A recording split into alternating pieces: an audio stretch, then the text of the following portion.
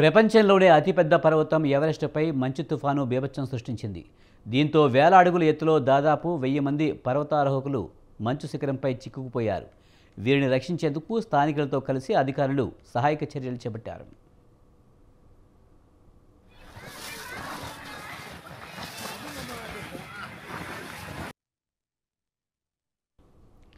టిబెట్లో Everest పర్వతం తూర్పు wall వైపు శుక్రవారం సాయంత్రం నుంచి దట్టంగా మంచు కురుస్తుంది. ఆదివారానికి అది మంచు తుఫాన్గా మారింది. దీంతో దాదాపు 1000 మంది క్యాంప్ సైట్ల వద్ద చిక్కుకున్నారు.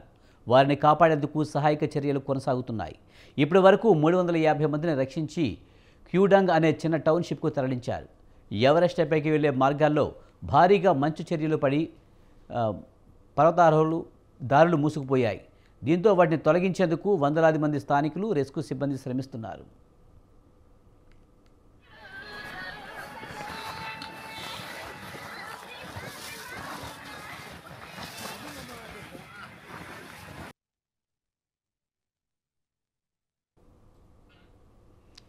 సాధారణంగా ఈ వైపు నుంచే పర్వతారోహకులు, హైకర్లు ఎక్కువగా ఎవరెస్ట్ పైకి వెళ్లేందుకు ప్రయత్నిస్తారు. ఇప్పుడు చైనాలో సెలవులు కావడంతో ఈ రద్దీ మరింత ఎక్కువగా ఉంది. అదే సమయంలో మంచు తుఫాను సంభవించడంతో వీరంతా పర్వతంపై చిక్కుకుపోయారు. చలి తీవ్రత ఎక్కువగా ఉండడంతో హైకర్లు ఇబ్బందులు పడుతున్నారు. ఇప్పటికే కొంతమంది హైకర్లు హైపోథెర్మియా బారిన పడినట్లు రెస్క్యూ బృందం వెల్లడించింది. ప్రతికూల వాతావరణ పరిస్థితుల దృష్ట్యా శనివారం నుంచి ఎవరెస్ట్ పైకి వెళ్లేందుకు అనుమతులు నిలిపివేశారు.